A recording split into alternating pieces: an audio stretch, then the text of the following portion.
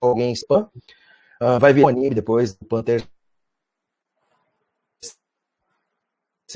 o morcego, onde vai surgir depois tem a luta do indivíduo contra a estrutura de do Estado e do capital. E na prática isso tem uma referência básica de alguém tentando se opor a essas instituições de forma a tentar ser racional e lógico, seguindo ainda lógicas iluministas, que na prática não vão acabar não seguindo.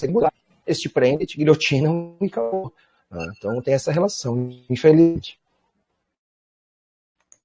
O exemplo que eu gosto de dar muito é dos Panteras Negras, né? Porque eles começaram a tática de guerrilha que é a seguinte: ô, policiais, vocês não vão parar de matar negro, não? Beleza. Já vão começar a matar branco também, né? Então, quando você tem leis que não são justas e o contrato social está quebrado, né? Porque você não pode ter um contrato social que permita que um determinado grupo possa ser assassinado à revelia de qualquer questão de uma sociedade viver numa harmonia mínima que seja, né? Então... Bom, do Robin Hood, o que eu sei dele é que não li muito sobre ele, só li algumas outras obras que fazem alguma referência a ele. Minha área de estudo é mais revoluções tecnológicas, né? Revolução industrial e tal. O Robin Hood, ele não era uma pessoa, ele era uma imagem que era invocada numa região da Inglaterra, como se fosse uma figura meio fictícia que a própria população revoltada criou para usar como símbolo, que foi usada pelos camponeses na Inglaterra século XI, XII, não lembro agora. Na parte, se não me engano, na parte mais norte da Inglaterra, um pouco mais próximo da Escócia, um pouco. E ele não era uma pessoa, ele era ou várias pessoas ou uma figura que surgia novamente de tempos em tempos, mas ele não era uma pessoa em si, ele era mais uma figura, um ser meio, não vou dizer folclórico, mas era um símbolo assim que eles invocavam, ele não existia de fato.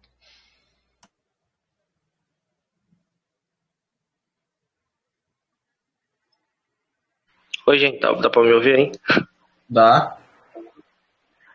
Pois é, eu queria colocar aqui, já que o tema, como o Merlin falou no início aí, sobre essa questão de ditador e tal, é uma figura que eu acho que, brasileira, né, que eu acho que, assim, é bem polêmica, né, e que é o Getúlio Vargas, né, porque ele é considerado, sim, um ditador, né, foi um ditador, mas aí também se inspirou em modelos fascistas, né, tendo também tido até uma aliança ali, até se inspirado no aquele tipo de fascismo brasileiro, integralismo, né, quando criou o Estado Novo, mas ao mesmo tempo... Ele foi contra o integralismo, também... era outro modelo. Você falou que o Vargas se aliou com o integralismo, mas o Vargas ele foi contra o integralismo. O integralismo era outro tipo de fascismo que ele se opôs a mas ele teve uma certa aliança durante um certo período, ele teve também. Ele traiu depois, ele foi aliado por um tempo. Ele se aliou com os... Ele se aliou, entre aspas, com os integralistas na... Pô, isso também é própria voz que saca. Fecha o microfone aí, ó. Cara, tá dando retorno aí. Fecha o microfone, cara. Só um minutinho, gente. Vamos, antes de intervir, deixa o cara falar 5 minutos só para eu concluir o raciocínio e tudo. Não, aí o pessoal responde. Porque é muito microfone aberto aí, tá dando microfone. Termino ou passo para alguém? Pode terminar. Aí o pessoal entra na discussão. O Vargas, pelo que eu me lembro, ele se aliou entre aspas, com os integralistas. Não, terminar o que tava falando, aí depois você fala. Ah, tá bom. Pode voltar então o outro. Pois é. Então, é controverso nesse sentido, né, que ele estabeleceu uma ditadura, né? Mas, ao mesmo tempo, ele também é reconhecido como uma figura nacionalista, né, que lutou pelos interesses do Brasil e que melhorou muito as condições de vida da população. Sendo também controverso em certa parte, porque também, ao mesmo tempo que ele melhorou as condições, também lutou contra, né, movimentos sindicais e principalmente grupos de esquerda mais radicais. Então, assim, é uma figura que, assim, é bem complexa, vamos dizer assim, né? Porque se a gente for analisar o período histórico dele, o período em que ele governou e compará-lo com os governantes anteriores a ele, a gente pode dizer que foi uma melhoria muito grande, né? Mas, ao mesmo tempo, a gente tem esses aspectos aí que podem ser levados críticos, né? Como a questão da ditadura, a questão dessa inspiração, de algumas inspirações fascistas, né? De modelos fascistas e tal, e por aí vai, né? E também essa questão dele ter lutado contra grupos de esquerda também, grupos mais radicais na época, né? Que comparados a hoje eram muito mais fortes, né? A esquerda mais radical nesse período, muito em aliança, né, nacional da esquerda radical, e é interessante, eu acho, trazer isso à tona, porque por esse debate da questão do se vale a pena ou não essa questão de um líder ditador, né? Se ele for um bom ditador, vamos dizer assim, ou se realmente uma ditadura sempre é negativa, né? Então acho que ele trouxe heranças negativas, como a nacionalização dos sindicatos também. Isso aí foi um aspecto ruim dele, ao meu ver. Também, apesar dele ter industrializado o Brasil, etc., mas essa questão aí dos sindicatos aí que pegou feio, inclusive que afeta até hoje isso. Mas digamos que ele foi um mal necessário para deter os estados oligárquicos e a elite paulista também. Foi uma estratégia para pelegar, né? Daí que veio o termo pelego, né? É o sindicato ligado à impossibilidade de ação, né? O Vargas, só que foi levantado aqui antes a questão da relação do Vargas. Que ele gera uma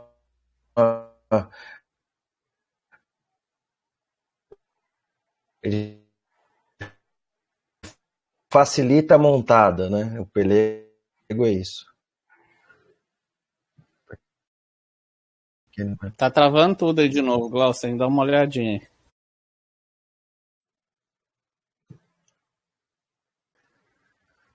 Deixa eu só fazer uma colocação rapidinho. Que tem ali o Dogmatizinho Camarada. Ele tá ali falando, estribuchando ali que o Vargas extraditou a Olga, não sei o quê. As pessoas têm que contextualizar as coisas, né? Primeiro, quando a Olga foi extraditada, em 1936, as pessoas ainda não tinham uma visão da Alemanha nazista como a Alemanha passou a ter depois do pós-guerra. Em 1936, todos os países do mundo mantinham relações... 1936 foi quando a Olga foi extraditada, né? Mantinham relações diplomáticas normais com a Alemanha. Inclusive teve a Olimpíada em Berlim, em 1936. Segundo, o Vargas poderia ter impedido a extradição da Olga? Poderia, mas não foi ele que extraditou. Quem extraditou foi o STF. Inclusive, quem for no Rio de Janeiro, na Avenida Rio Branco, no Centro Cultural da Justiça Federal, ali perto do Teatro Municipal, tem lá arquivado o documento de extradição da Olga Benária, lavrado pelo STF. Em 1936, o Vargas ainda não era ditador. O Estado Novo ocorre em 1937. Então, aí é que está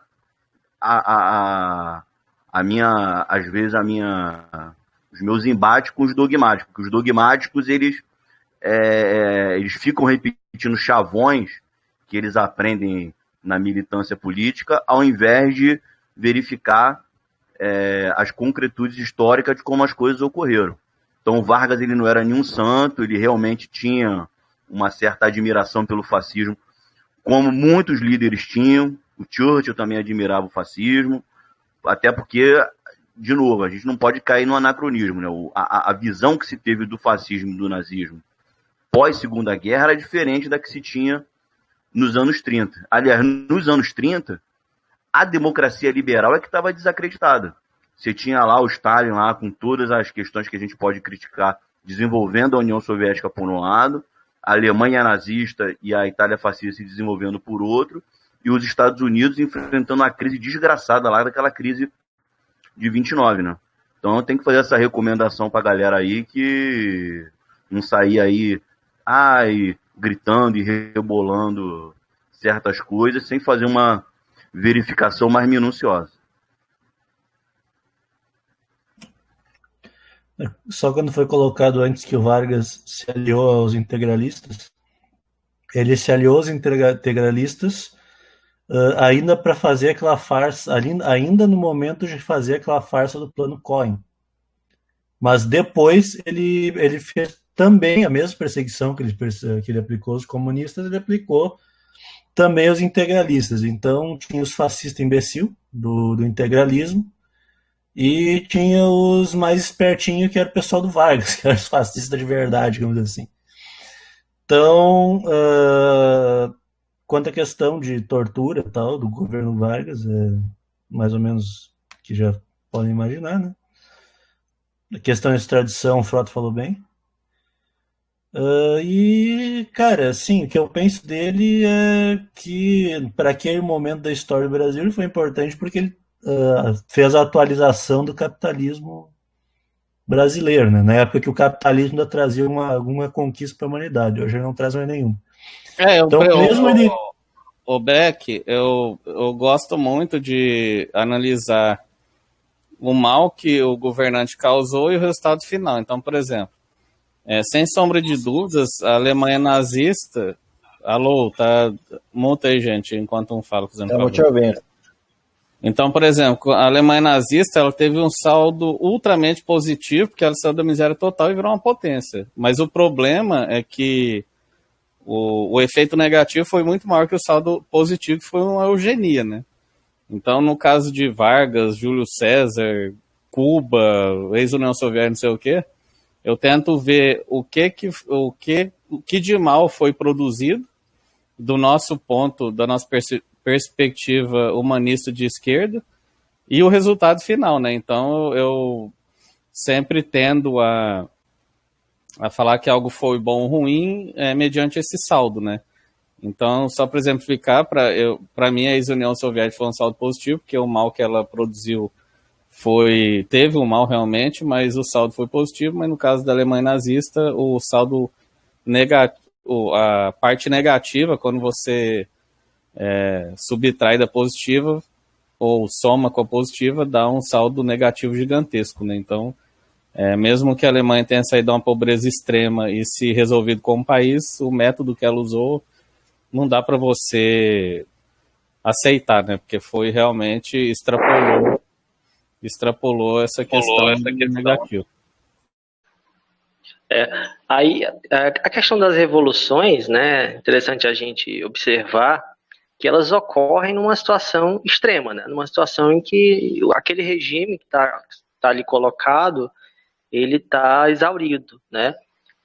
Foi assim com a Revolução Russa, a Revolução Francesa e outras revoluções que levaram a modelos bem distintos, mas a causa delas, geralmente, elas estão assim num rumo muito, muito próximo, né? Que é a decadência daquele modelo que não tá, e que a população está totalmente desesperada. Então, porque se não fosse assim, realmente seria muito difícil fazer, como sempre foi e sempre vai ser muito difícil fazer uma revolução, né? Porque as pessoas têm um certo temor, né? Afinal, vão enfrentar ali as forças, né, armadas do Estado e tal, que vai, em tese, né, proteger o regime, né? Vai ser uma guerra. Então, assim, não é fácil, né? Mas a gente observa que elas acontecem nessas situações extremas. Então, é lógico que é melhor que aconteçam, é positivo que aconteça. E geralmente o resultado que elas geram, né, pelo menos de todas as revoluções que eu conheço, os resultados foram bem melhores do que o modelo que estavam antes, né? Caso da Revolução. Oi, caiu aí. Ou eu caí, né? Foi eu? Alguém tá me ouvindo aí? Não, ele que caiu. Voltou. Tanto que é que depois que o Vargas fez alguma coisa pro povo, foi o primeiro a fazer alguma coisa, tanto que é que depois que quando o Dutra se elegeu e fez um governo para os Estados Unidos, ninguém quis saber dele. Tanto que é que depois quem foi eleito de novo foi o Vargas, que vai cair em 54 mais tarde. Ele tentou fazer a mesma política de antes, só que o contexto histórico era outro. Tinha a questão do FMI, etc., a dominação assim dos Estados Unidos na economia, aí vai acarretar no suicídio de Vargas. Tem a questão das elites que não queriam que ele nacionalizasse as coisas, etc. Então quer dizer que mesmo ele tendo feito coisas ruins, o Vargas, ele deu pra gente a CLT, que a gente está até hoje com ela aqui. Vargas o Mussolini deu carta de laboro também. Mas essa não é a parte, entre aspas, boa do fascismo, essa carta de lavoura aí? Ou por que ela é ruim? Eu não entendo. Uma dialética, né? A questão é a dialética, digamos assim. Não, mas no contexto que estava, não era melhor ela do que sem ela? Mas se ele não colocasse ele coloca a carta de laboro para parar os movimentos marxistas e anarquistas que estavam implodindo na Itália. Então, você tem... Não, mas aqui no Brasil foi por qual motivo? Na Itália eu sei, mas... Também teve referência a isso, porque você tem um movimento social que é duramente reprimido pelo Vargas, pelo governo como um todo. Os comunistas, por mais que o norte-americano e nosso amigo reclame, ele acha que o STF, né, porque ele é bastante dogmático, mas ele inverte a jogada, ele sempre acusa os outros. Eu estou sempre vendo ele no... Ele é o grande... A última vez que eu falei com ele, ele colocou palavras na minha boca e quis inverter, dizer que eu falei que a União Soviética era boazinha. Foi a última lembrança que eu tenho doce do nosso amigo estadunidense. Não é que eu acho para o interesse que é colocar um capitalismo nacional, porque ele luta com a aristocracia paulista, e aí ele tem uma relação de tentar potencializar, porque é conveniente para ele tem uma concepção muito isso, por isso que ela é muito parecida com a concepção fascista. E por isso os integralistas apoiaram Vargas, não apoiaram de bom grado do nada, eles compreendiam uma posição assim, só que ele via nos integralistas uma problemática, porque ela era muito mais voltada para o fascismo, ela caricata, inclusive, com relação ao fascismo da Europa, e aí ele se opõe, e os comunistas também, porque o comunismo ia se conectar com a União Soviética. Toda relação que é feita no fascismo com relação à legislação trabalhista, ela tem uma relação para manter a estrutura dentro do capital. A classe operária, não consciente de que tem uma luta de classe em muitos momentos, que não existe para o nosso amigo aqui dos Estados Unidos, ela vai aceitar isso de bom grado. Ela fala, que bom, está melhor que a situação que eu vou fazer uma cooperativa anarquista, por exemplo. Estou recebendo o meu patrão com direitos garantidos, porque senão a legislação garante. E o fascismo sabia disso, porque isso ia fazer o quê? Qualquer organização de trabalhadores ia começar a se opor. Isso foi para silenciar, e é isso até agora. Assim, você pode falar, não, é uma conquista, porque melhora, tal. É óbvio que quando o Estado faz isso, ele é um Estado fraco. Para mim, o Estado forte é o Estado do Júlio César, que eu estava citando agora há pouco. Isso é Estado de verdade. Estado que dá direito, que dá liberdade de expressão, é tudo Estado fraco. É tudo conquista que o escravo lutou, que o burguês lutou. São pessoas que enfraqueceram o potencial do Estado. E aí ele é obrigado a fazer uma negociação. Essa negociação... Exatamente. Não é? Tipo, essa negociação, o pessoal pergunta, por que você defende o Estado de bem-estar social mais do que o Estado liberal? Porque o Estado liberal não é mais fraco, o Estado? Não, o Estado liberal é super forte. O Estado liberal não me dá direito nenhum, quer dizer, para garantir que eu não tenha direito nenhum, ele me senta a porrada, é simples assim. Então, essa relação é uma relação que a gente não pode ignorar, porque senão a gente acaba caindo numa ideia de que, de novo, do Hobbes. O Hobbes vai parecer lindo e maravilhoso dentro de um aspecto... e ele está correto na concepção dele, que ele tem uma limitação histórica e uma limitação de classe também. A gente não. É isso, a gente tem campos opostos. Se alguém quer, por exemplo, acha que os Estados Unidos tem que implodir a economia brasileira via qualquer forma e acha que o PT estava impedindo isso e ele tem que ser destruído junto, de uma coisa que alguém que acha que tinha que ser puxado mais para classe operária. A população é aquela que fala Brasil acima de tudo e Deus acima de todos, a Alemanha acima de tudo. Esse tipo de pensamento, de estrutura, ela pode garantir direitos na luta de classe. Ela vai ser a reivindicação. Eu vou falar por direitos eternamente, apesar de eu acreditar que eles não existam, sempre que me for conveniente. Agora, isso não significa que isso é o limite. E a gente vê que cada vez mais os trabalhadores olham para isso e acham que isso é maravilhoso, é chegar até ali. E não é isso que a concepção da ideia de socialismo, seja qual for, pensa. A ideia do socialismo é passar para uma nova humanidade que a miséria seja extinta. É isso.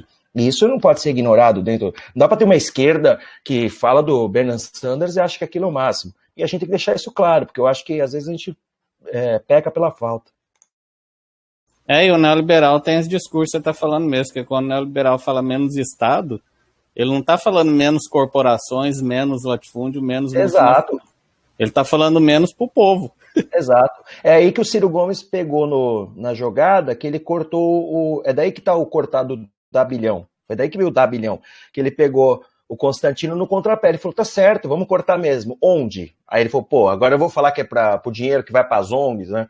É dinheiro que vai para a Bolsa Família. Ele não ia. É lá, lógico. Ele falou, se você quiser cortar, vamos falar o que corta. Aí ele falou da dívida. Porque ele sabe o que o Constantino pensa. Ele foi jogada de xadrez aquilo. Certo? Então, é importante falar porque... Assim, ele queria que o Constantino confessasse, mas nem isso ele quer. Exato.